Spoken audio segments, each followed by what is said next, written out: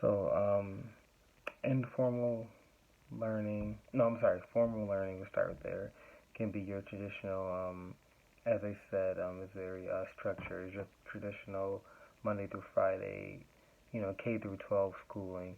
Um, Upside to that is it's very structured. You're learning, things from credited or proven professors or teachers, someone who went to school themselves to learn how to put this curriculum together and teach you. A downside to that is it doesn't work for all students. I think actually only, I think maybe 85% of the curriculum is actually the curriculum is only designed for like 85% of the students or something like that I've read.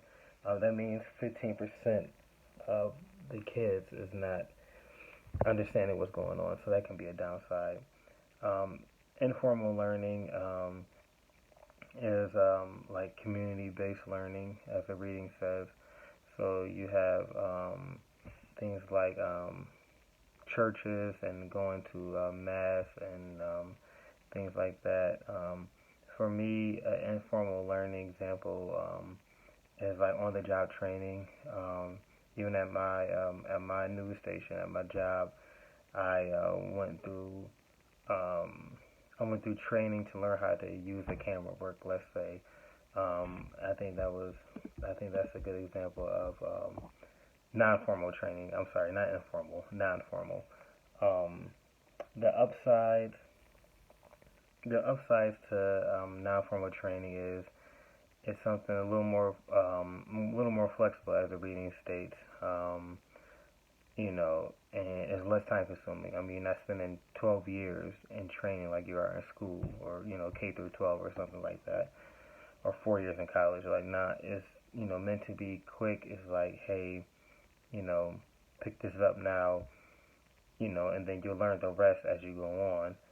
Um, so that's the upside. The downside is, depending on what you're doing, um, let's say you're at a job where, you're learning how to, I don't know, handle.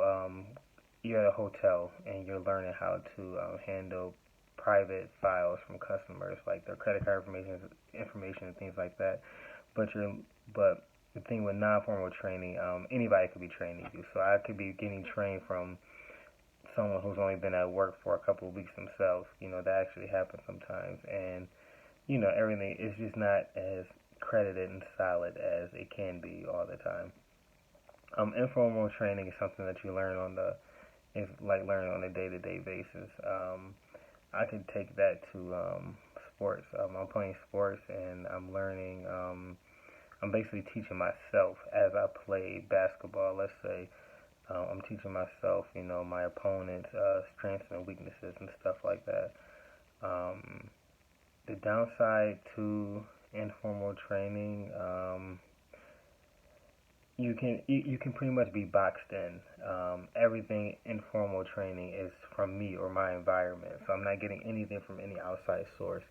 So while yeah, it's good I'm teaching myself how to play basketball, I benefit much better if a professional athlete taught me how to play basketball.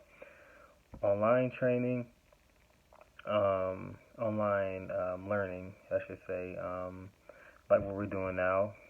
This is a fully online class, but online is not just online. It's just all technology in general. So it's even seminars at work where the CEO call in, and a group of employees sit around the table and just listen to the CEO talk and talk and talk. Downside to that is downside to that is with technology dehumanizes everything. It takes the human aspect out of human interaction. That you always lose a human interaction with that with online learning. The upside is wildly flexible, um, very very tangible. Something just like do it yourself fixer upper classes. To repair a light switch or repair your garage door or something like that. You just click on YouTube and boom, everything is just at your fingertips. And I feel like I am best I am best at informal learning. I like to do things myself and figure things out. Often, as people say, the hard way. The hard way. I learn by failure. Um, Although formal learning is very important too, because they teach fundamentals.